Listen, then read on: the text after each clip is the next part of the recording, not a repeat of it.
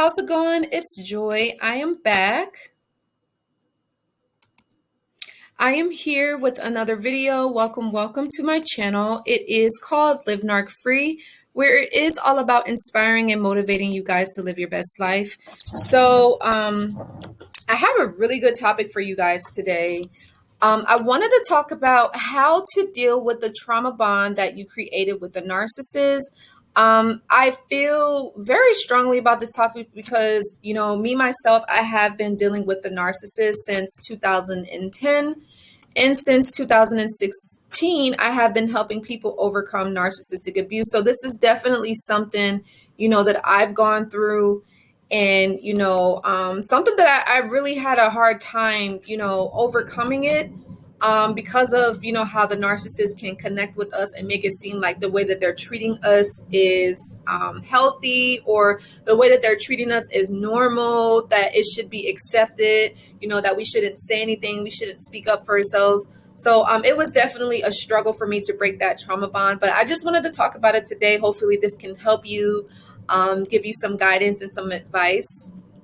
And make sure that you guys do watch this video the whole way through to make sure that you don't miss out on anything. And I just wanted to say thank you to those of you that left me donations. Please, you guys, continue to keep doing that. That truly does mean the world. So yeah, let's just go ahead and get into it. And this is a presentation now. I tried to record it earlier on Loom. So depending on whichever one works, I'm just going to upload it. But I do appreciate you guys for all your understanding and your support. So let's just go ahead and get right into it. All right, so let's make this smaller. All right. So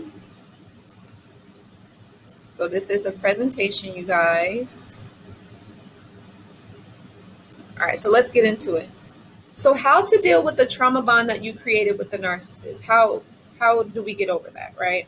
But before we get into that, let's talk a little bit about,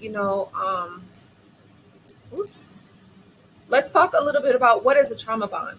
So a trauma bond is an emotional attachment known as trauma bond, develops out of a repeated cycle of abuse, devaluation, positive reinforcement, right? The trauma of abuse might create powerful feelings you struggle to make sense of, especially when abuse alternates with kindness and intimacy, right? Also, trauma bond occurs when a person is experiencing abuse and it develops into an unhealthy attachment to this abuser. They may rationalize or defend the abusive actions, such as a sense of loyalty, and isolate from others and hope that the abuser's behavior will change. Now, me, myself, I remember going through this a lot with the narcissist. I definitely isolated myself. I felt like the narcissist would change, which a lot of us, we feel that way too. We feel like we're going to be the ones to change them, from how they act towards us. We feel like, we can be the one to make them a better person, because a lot of us, we are, empaths, we're healers, we're caregivers, we really care about people. We really want to help people, but it's like some people just don't want our help. And we kind of have to understand that, and then some people feel like there's nothing wrong with them too. So it's like, you don't want to over exert yourself into another person's life, especially the narcissist, because they don't care anyway. They're not changing. You know what I mean? So you always have to keep that in mind. Right. And so, so let's move on. Right. So the next thing is what is trauma bonding with the narcissist? Right. What is that? So trauma bonding occurs when a narcissist repeats a cycle of abuse with another person, which fuels the need for validation, love from the person being abused. The narcissist will condition someone into believing that these toxic behaviors are normal. Now, me, myself, I realized that, again, I was being bonded with this person, so if you guys don't know the story, I lived with my aunt for 4 years who was a narcissist. And while living with her, I met this guy on Twitter with whom he was a narcissist. And I was dealing with him for about 4 years. So if you can only imagine all of the trauma bonding, all of the abuse, everything that I went through, right? But luckily, I was able to go no contact with all of the toxic people that I dealt with. But yeah, this is when it occurs. You know what I mean? So, you are constantly wanting that love from the narcissist. You want to feel validated by the narcissist, which I think it's why it's so hard to move on from these people, because we don't get that validation, we don't get that closure, we don't get that love anymore, we don't get that, it's basically like you don't get that okay, that is that it's fine to move on. You don't have that peace of mind. You're in constant anxiety, you're obsessed, you're ruminating over the situation, like you want it to be okay. You want things to kind of be at peace, and it's like you never get it. The narcissist is not going to give it to you, and they do that on purpose, by the way, right? So now, why does trauma bonding happen with the narcissist? Why does this occur? So there's three big reasons. There's attachment, there's dependency, and there's also cycle of abuse. So with attachment, the trauma bonds are a result of an unhealthy attachment, right? Now, basically, it's when someone's main source of support also is their abuser, right? And a trauma bond can develop during this period of time. Now, an abused person may turn to the abusive person for comfort when they are hurt, even if the other person was the one who caused it. Now, this happens all the time, right? In toxic relationships with a narcissist. You know what I mean? Like, they could hurt you, they could have lied to you, cheated on you, really betrayed your trust.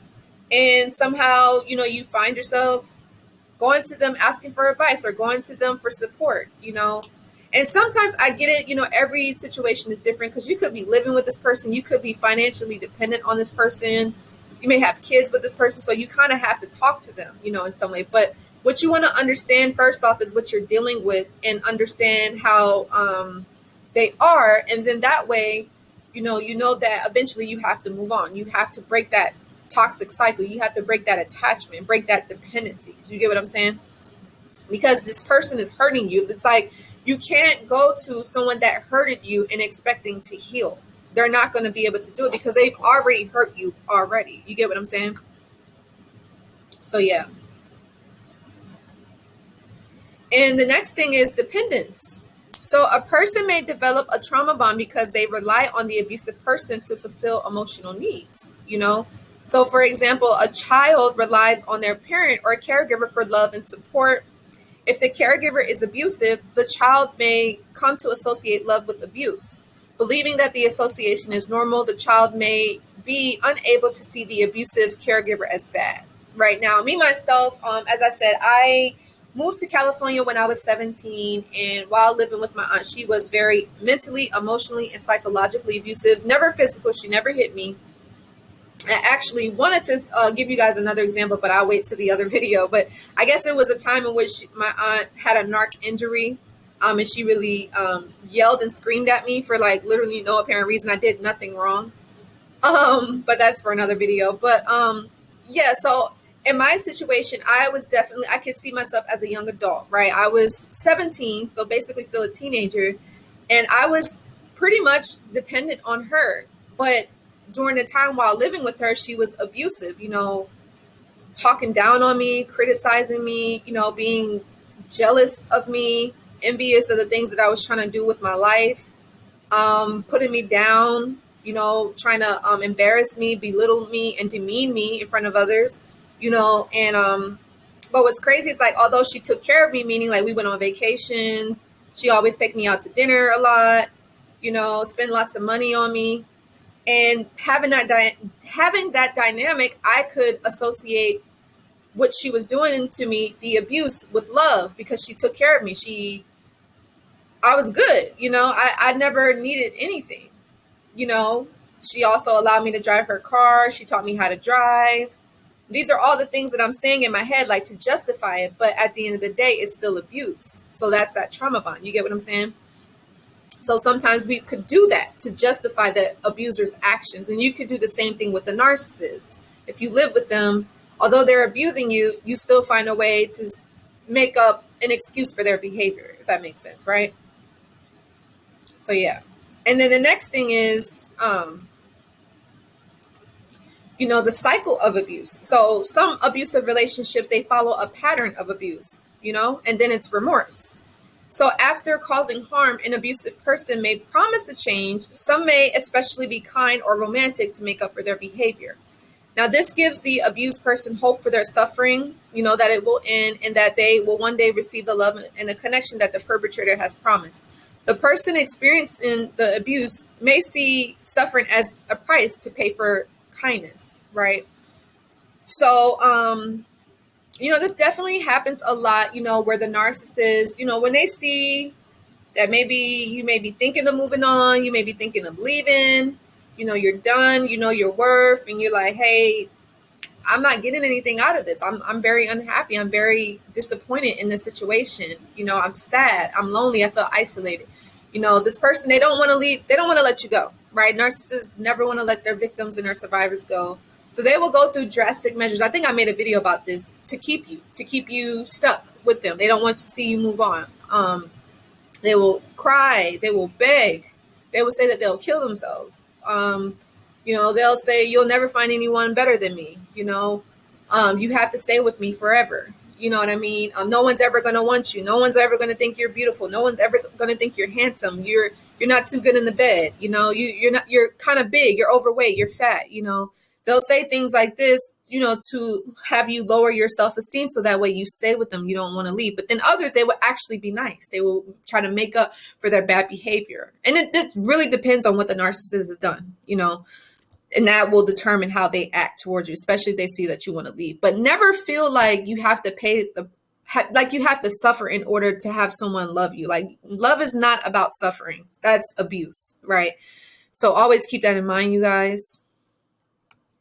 So now we're just going to talk about when can a trauma bond occur. So a trauma bond can occur in many situations that involves one person exploiting another. Now, this can include domestic violence, child abuse, incest, elder abuse, exploitative employment, such as one involving people who have migrated without documentation, kidnapping, hostage taking, human trafficking, and religious extremists or cults. Now, it's interesting. I remember, when I used to deal with my narc, he would actually talk about, and he mentioned this in his videos too, how crazy is that?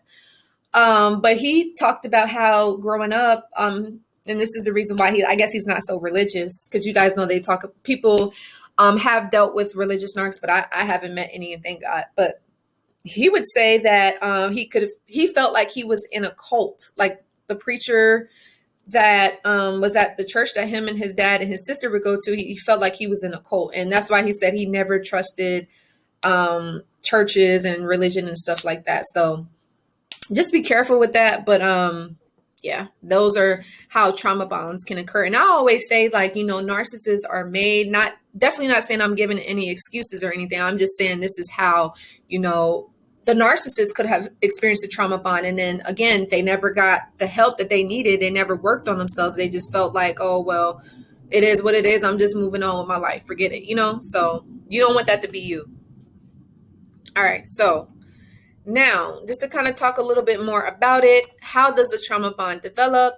Just to kind of reiterate, so a trauma bond develops under specific conditions. So a person must perceive a real threat of danger from their abuser, right? Experience harsh treatment with small periods of kindness, just to make it seem like it's not too bad. So that way you don't leave. Like, they'll abuse you from time to time, but then they'll be nice to you. They'll abuse you from time to time. And then, they'll be nice. So it's kind of like that cycle is just going over and over and over and over again. But it's toxic because it's unhealthy. You know what I mean? Be associated from other people and their perspectives. Be isolated, excuse me. So yeah, they'll isolate you from other people.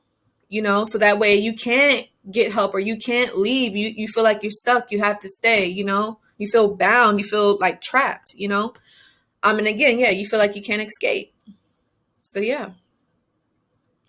Now, what are some signs that you're being trauma bonded? What are they? So the main sign that a person has been bonded with an abuser is that they try to justify or to defend the abuse. So this could happen, when you agree with the abusive person's reasons for treating them badly, right? Or you try to cover up for the abusive person, You try to defend the narcissist when you know deep down you're the one that's being abused. A lot of us do that, right? You argue with or distance yourself from people that are trying to help, such as friends, family members, neighbors. You become very defensive or hostile if someone intervenes and attempts to stop the abuse, such as a bystander, police officer, and you become reluctant or unwilling to take steps to leave the abusive situation or break the bond. Now, I actually had this happen, and I know I mentioned this a couple times in my videos. So you guys know, again, I met my narcissist via Twitter. And the whole point of me meeting the narcissist was because he was a music producer, and he taught how to make beats, how to make instrumentals, and I thought that was like super cool because me myself, I grew up watching Making a Band with P Diddy and all of them, and I love music. I grew up in the church and all those kinds of things. So I'm a singer. I love to sing from time to time. And the narcissist, one of the things that I never mentioned to you guys is he actually gave me a keyboard, you all. He gave me a keyboard so I can make my beats. That comes with love bombing too, and the trauma bond, because although he's abusing me, but he gives me a gift, so it's like little acts of kindness. And even we went out too, you guys, I never mentioned that we actually went out on dates. We went out on dates and he would pick me up and hold me up in the air, you guys, and like shake me. Like it was so crazy, and like hold my hand and everything. But, and we would kiss from time to time as well. It was really weird, you guys. But anyway, so, he would connect me with people from time to time. And there was this, one girl, she was very beautiful. She was from New York. She was a singer-songwriter, and she actually connected with the narcissist as well, and I remember in the beginning, she was like, yeah, Joy, I'm not going to say his name, but she was like, yeah, I'll just say the narc.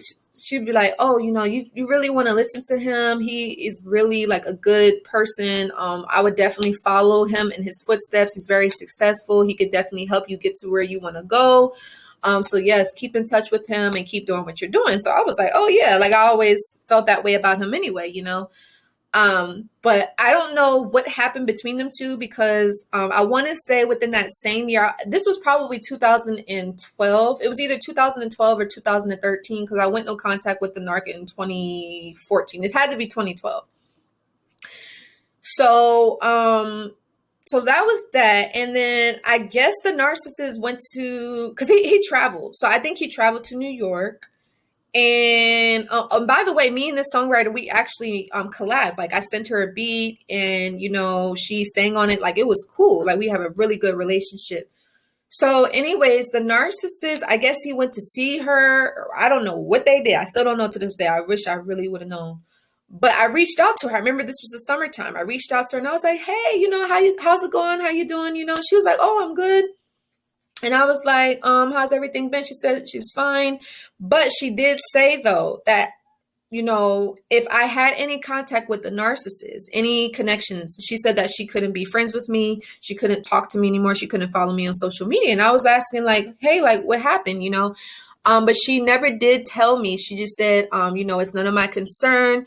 But she's just letting me know that she didn't want any contact with me whatsoever. And I was so shocked. I was just like, I was concerned. I was like, what happened? But again, she never said anything. But the narcissist obviously did something he wasn't supposed to do. And what's crazy is a few weeks after that, I ended up meeting up with the narcissist. And I was telling him, I was like, hey, have you heard from so-and-so? And he was like, yeah, I told him what she said, and he said, yeah, she's crazy. She was trying to get with me and all that stuff. So I don't know what happened. Honestly, you guys, I really wish I would have known. But she was trying to warn me, you guys. And before we got off that phone, she said, be careful. She said, I wouldn't deal with the narcissist if I was you. Just watch your back. She's basically saying he's not to be trusted. But by then I was already love bombed and we already had our connection and he had given me his keyboard and, we went out on dates and stuff. And I would like stay the night at his, I stayed the night, like, I think it was like once or twice at his place. He would, buy my dinner and rent movies, we just have a good time. We just have fun, but, eventually it turned toxic, right?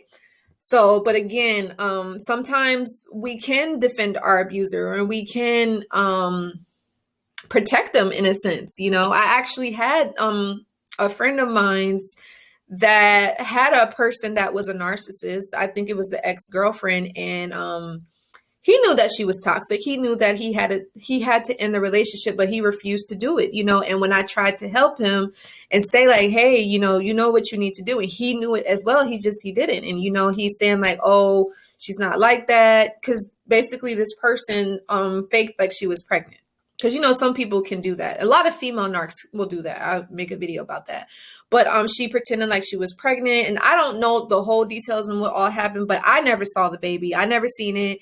And she never reached out to me about it, because me and this person, we were friends, but she was jealous of our connection. She was very controlling, how most narcissists are. The only thing they do is care about power, and they don't care who they hurt, right? So she kind of intruded in on our friendship, and he allowed it.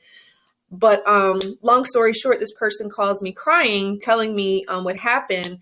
And I'm telling him like, I already told you, but again, he was defending this person. So that is a trauma bond as well. But yeah. So a person bonded with their abuser might say, for example, and if you find yourself saying these things, just take note and just realize, you could be being trauma bond, or maybe you were trauma bond before, or if this never has happened to you, this is always good to listen in, just to be mindful and aware of what's going on and what's out there in the world, But somebody could say, hey, he is the only one that loves me so much, you would not understand. Someone also could say, yeah, she's under a lot of pressure at work. She cannot help it. She will make up for it later. Someone also could say, hey, I will not leave him. He is the love of my life. You're just jealous, and it's my fault. I make them angry. So people can blame themselves and again, make excuses for their abuser. So just be careful, because again, it's definitely trauma bonds that is happening, and it's tough to break. It's especially, the longer you've been with this person, the more memories you have, and the attachments and the nostalgia, and maybe you don't want to start over. You don't want to go out there and meet someone new, or maybe you just don't know life without this person because maybe somehow you were codependent. I get it, but trust me, the narcissist is not the end all be all. Trust and believe that, you guys. So how to break the bond with the narcissist? How do you break that attachment? So one of the things that I always recommend is focus on what's going on right here in the now. Hope that an abusive person will change, or feeling nostalgia for the good times in the past can keep a lot of people in their trauma bonds, right? Try to acknowledge what is currently happening and the impact that it has by pausing to reflect on it. And, if it is safe to do so, keep a diary, so try not to dwell on what was, and how the narcissist treated you in the beginning. I feel like a lot of us, we hold on to that tight. We don't want to let that go, the memories, right? But you have to remember, a person that is normal is going to behave the same way as long as you know them. I mean, from time to time, people may have their down days, like no one's perfect, but it's not going to be a drastic change where someone's super nice to you and then all of a sudden they're calling you ugly and fat, or worthless, like, or mistreating you. That's not normal. That's abuse. You know what I mean?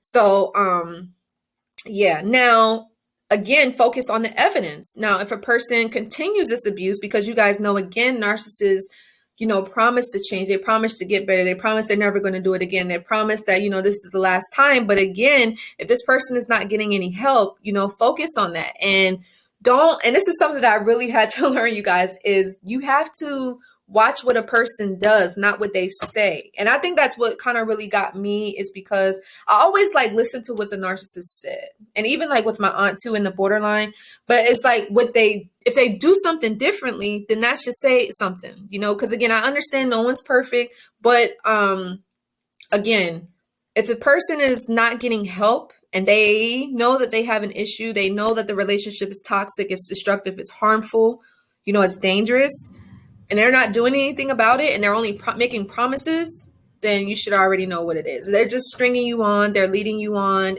Eventually going to break your heart and make you feel heartbroken, sad, and lonely. And you don't deserve that, you know?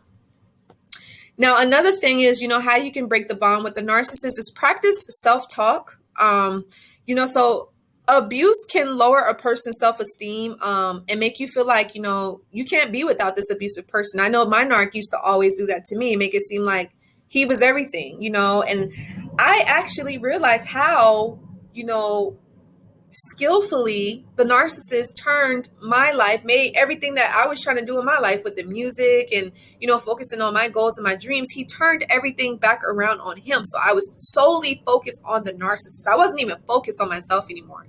You know what I mean? So you have to realize that, but you gotta have a higher self-esteem, a higher self-worth, right? Know what your value is, know what you have to offer, and understand that, a person that is making you feel low about yourself, a person that is not supportive and encouraging you, you got to change it. If it's not positive, just let it go, And then also, practice self-care. That's another thing that I recommend to break the bond with a narcissist, taking care of yourself, to release some stress and reduce the desire, to turn your comfort to the narcissist or an abusive person, and also journal, write down what it is that happened to you. Meditation is also a great exercise. Have a hobby, pray, talk to God. I know that's something that I did, talking to trusted friends can help. You know what I mean? And also what I recommend, you can learn about abusive and toxic relationships in order to spot the signs early, and reinforce that, it's not healthy, and learn about what healthy relationships look like and seek them out, and create a plan eventually to move from this person. You have to leave at the end of the day. You can't stay with the narcissist, right? I know some of us, we feel like, we don't have any options. We don't have any choice.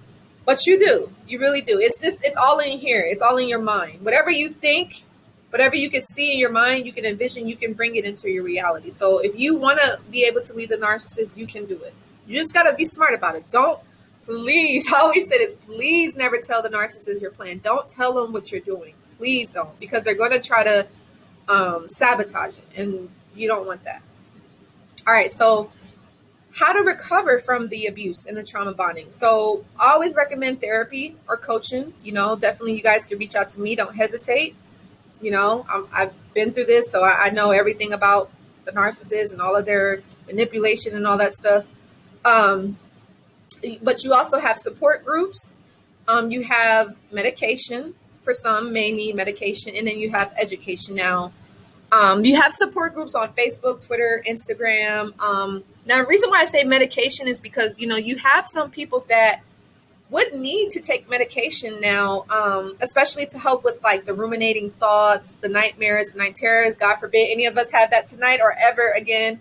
But I know that I went through that with my the borderline that I dated. I definitely had that. I didn't take medication, but I did have night terrors and nightmares.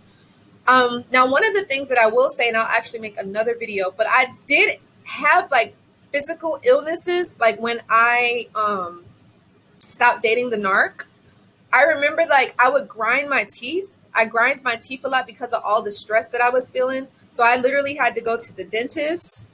I couldn't sleep at night. And living in California around that time, this was like back in 2014, it was hot like every day. So I would always be hot like in my house before I had AC and all that stuff. But yeah, I definitely just went through that. I could hardly eat. It was hard for me to get out of the bed. I would wake up and cry every day for 6 months. It was really rough for me. It was tough, but thank God I got through it. Because I really had people around me eventually, because the narcissist isolated me. And even my aunt, I couldn't reach out to her because she was a narc herself. Only thing she would do is laugh. She didn't really care about what I was going through, because I never mentioned this, but like when I actually told her what was going on before I knew she was a narc, and I was telling her about this guy, the guy that I'm talking about, the narc, there was no emotion. Like when I was explaining to her how I was feeling, it was almost like I could hear in her voice, like she was happy that was happening to me, like how sick narcissists are. So, yeah, just be mindful of that. But yeah, let me move this over. But yeah, it almost sounded as if she was happy that I was going through it. Like my pain, my misery, it was almost like she enjoyed it. Right? That's how most narcissists are. But yeah, and then just education, doing your research on narcissistic abuse. Watch videos, watch my videos. My audio courses are really great. Even my free videos. Um, but just educate yourself on what you are dealing with. Gain awareness, gain perspective, discover things. But at a certain point, though, you kind of have to stop focusing on the narcissist. Because I was like this, you guys. I have to be completely honest. Because when I went no contact with my male narc in 2014 of March, I remember it would be April, May, June, July, August, September, October. I think I want to say like November, December. I was okay, but I obsessed all those months after that. After I feel like I cut the narcissist off. He might feel like he discarded me, but I was doing my research on my phone, constantly searching like what happened. So definitely get it out your system because you're gonna feel that way. But eventually, you have to be able to move on eventually, and then start to work. Take the focus off the narc and put it on yourself. It's all about you, right? You had to put the focus on yourself because the narcissist has literally programmed us to focus on them. That's what they usually do, right? So I hope that this video was helpful. I hope that you guys learned a lot. Make sure that you do like, share, and subscribe to the channel. And I will see you guys in the next video. All right. Bye, guys.